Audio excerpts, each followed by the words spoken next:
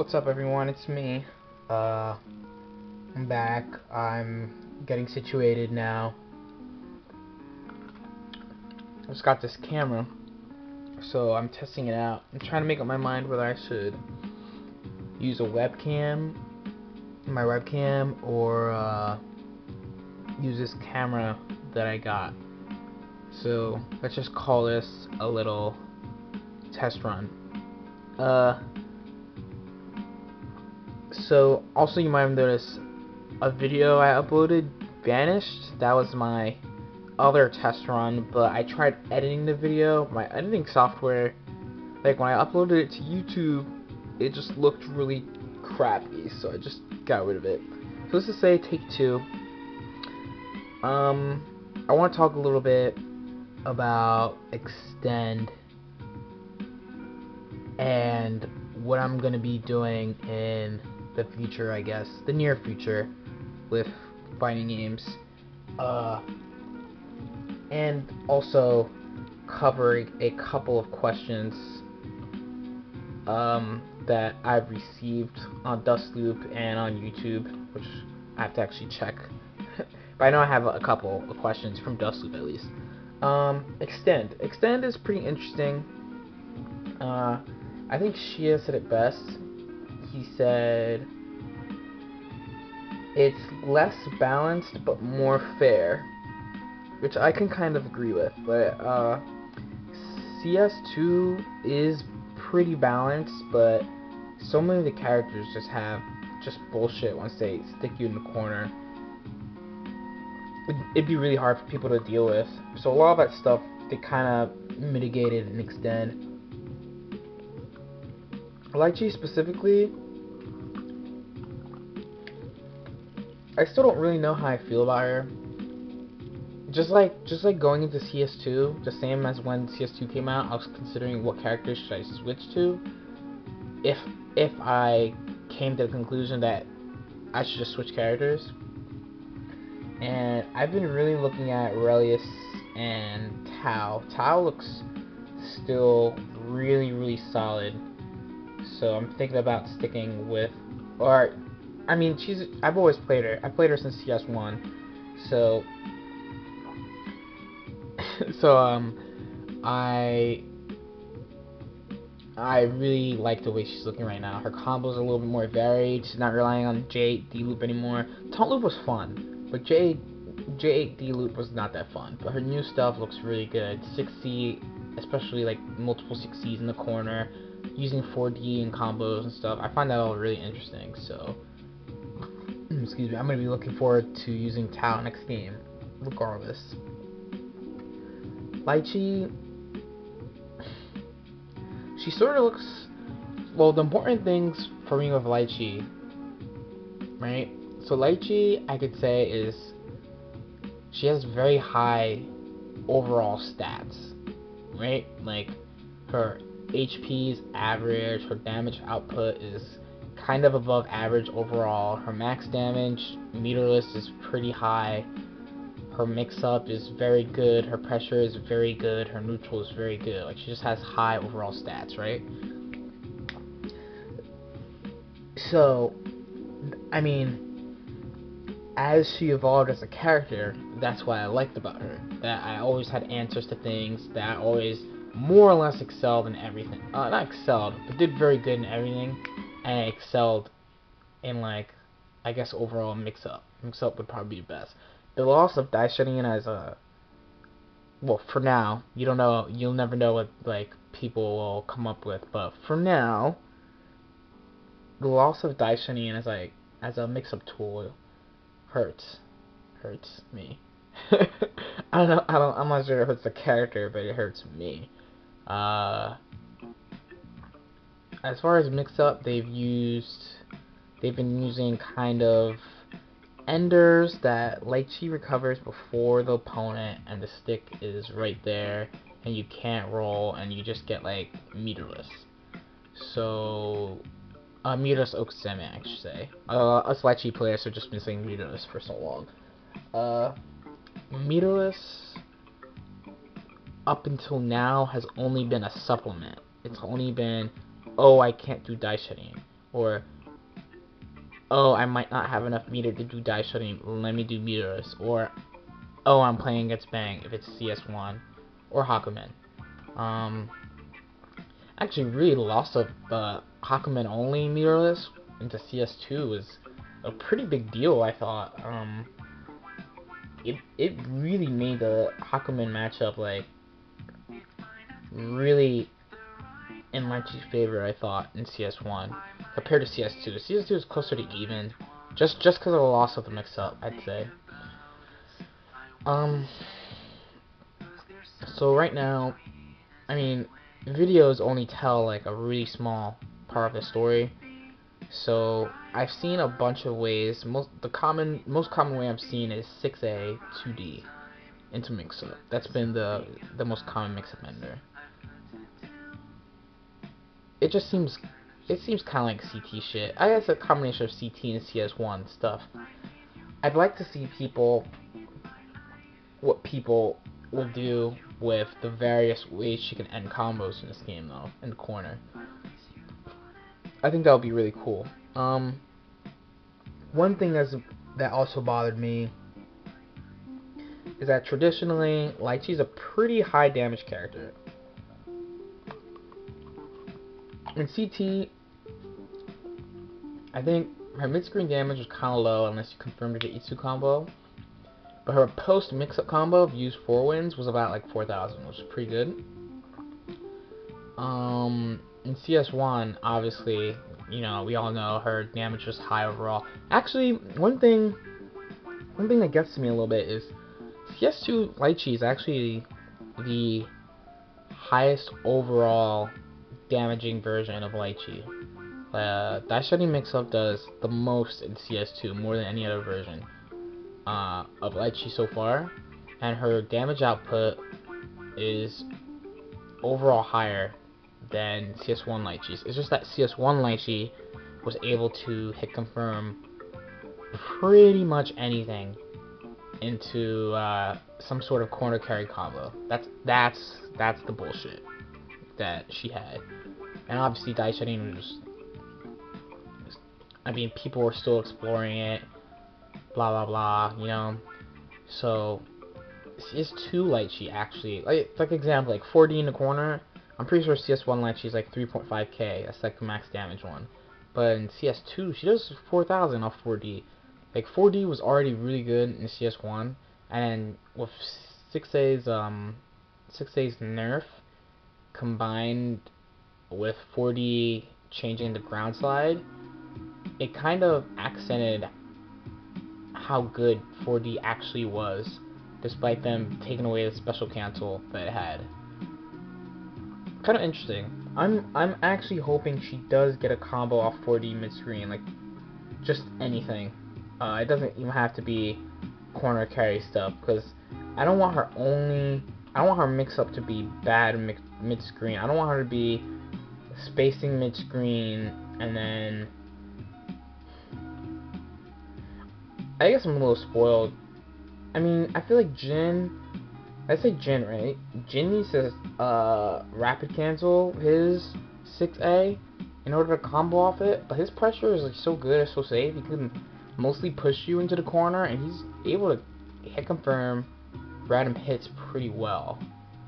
Litchi is able to hit confirm random hits better than CS2 because they added more hit stun to launching the stick, but her proration values are overall a little bit lower, so she does lower damage, and there's gonna be situations where the combos are just, especially with BCB loop 2 being taken out, like her corner carry overall is gonna, it seems like it's worse, but she can go into Itsu, so I mean situationally go into Itsu, so I don't think it's as weakened as people think. It's just gonna take a while to get used to. Plus, I had a little chat with Chol via Twitter, and he was telling me that it's kind of hard to hit confirm with her now.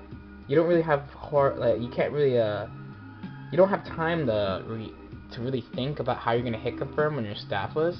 because they reduced the hit stop on her staffless normals. When I watch videos, I really notice this. Like, her moves, she moves so fast, but I don't feel like it's gonna be a problem because of. I mean, Melty has. I play Melty too.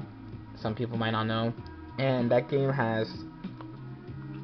That game probably has the least amount of hit stop out of every major game that's out right now. So I don't think it's gonna be too much of a problem for me.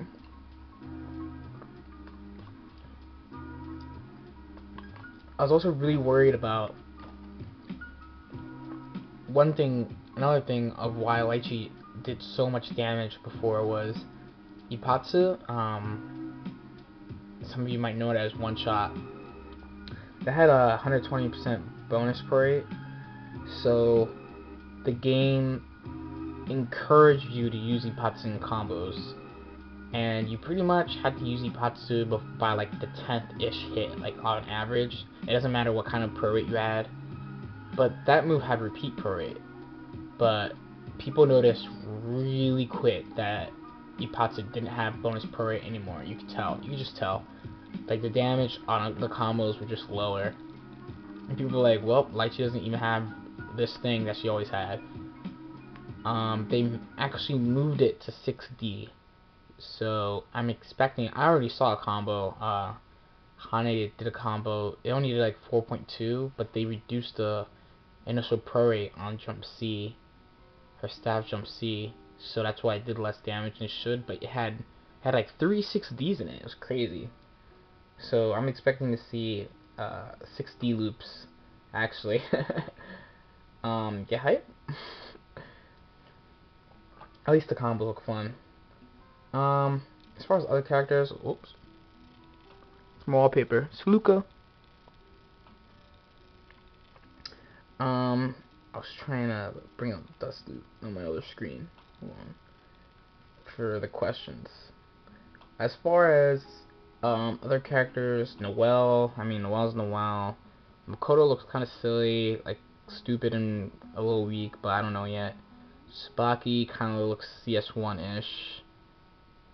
I still have to see it. The game hasn't even been out for a month yet, so there's not really much I can say about that. Too much yet, besides just watching Litchi. So, next I'm going to really quickly, well, not really quickly, I'm going to cover some questions.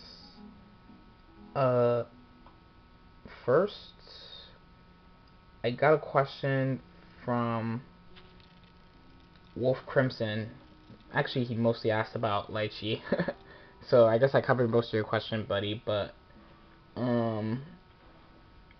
some of the system changes, like the universal limit on A strings now, and counter assault taking primers, and also how many moves lost primer. Like, a lot of moves actually lost their ability to take primer in CSEX. Well, as far as the A thing, I don't really care, but it does kind of affect a couple of characters. It is kind of going to affect a couple of characters. Specifically, if I have to think of one right away, I'd say Makoto. So Makoto used 2A to kind of set up her pressure and kind of set like an optimal range. There was a couple of frame traps that required the use of like at least six 2As to like do. It also was good for like provoking kind of mid-level players to mash using a lot of 2As. And you can use like, I know there were Ragnar players who do like 3 or 4 2As and do 2C to try to get that fatal counter. But I mean, 3 is enough, honestly. I guess it's not a big deal for the most part. It's really just Makoto that gets hurt, I'd say. As far as counter assaults, I think that's kind of good, because then people might you know, well, it kind of goes hand in hand with less moves taking primer. First of all, people might not mash on counter assault as hard. some players of certain characters, let's say like Lambda, Mew, Valk, who else? Sometimes has players, they just mash and counter assault. Tau players, Noel players for sure. Arcanium players not so much, but they just mash and counter assault. Just like, Bap, get off me, Bap, get off me. And you could punish them. There's ways to bait and block and punish counter assaults. You can like make them whiff and stuff, but having an additional punishment, usually most defensive options in games have some kind of punishment for use. Let's take say bunkers in Melty, which are like counter assaults also. Those cost meter, but they always come out when you input them. So if you bait one, then they have ridiculous whiff that you can just punish. But counter assaults, it's like you don't really get punished if you. I mean, you lose 50 meter. I guess that's bad, but I mean, it's an interesting addition because the thing is, they took this. This is addressing the other part of his question. They did indeed remove a lot of, get rid of a lot of moves, or I should say, change some moves so that they don't remove primer. Like Taylor's 2C doesn't remove primer anymore. That move shouldn't have removed primer in the first place. They mostly remove primer off moves that were somewhat safe and took primer off. Like Litchi 6C, Staff 6C took off primer in CS2. It doesn't take off primer anymore. That move was +5. If you did 65D, Litchi was +5, and she was breaking primer with that move. Or Tager's 2C, 3C, like 2C and 3C both break primer, right? And 2C you can just get Gatling and another normal. So I feel like Arxis, they just want like the moves that you take off primer with, you're like either even or it's like a super or something. It's nothing like you could just abuse and pressure. So if they're gonna go that route and they still want people, like a chance for people to get guard broken, there needs to be more ways to remove primer. So I mean, saying that counter assault makes you lose a primer, I think that was probably the best way they thought they could go about it. I'm not totally opposed to it.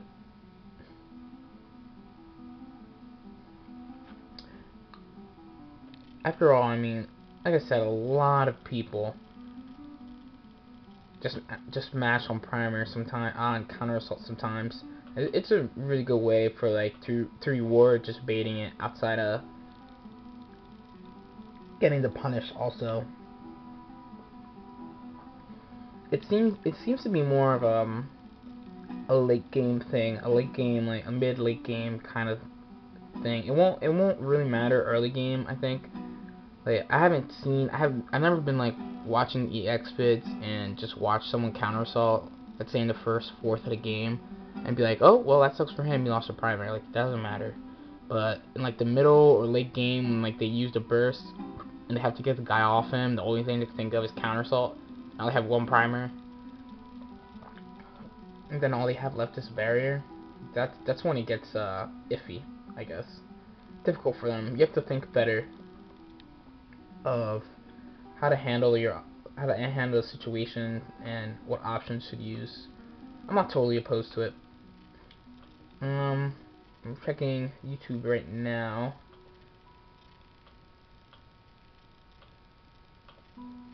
Okay, one guy asks, DXcellent718 asks, do I like playing square or octagon gate for Litchi? So, I mean, I just use the standard parts.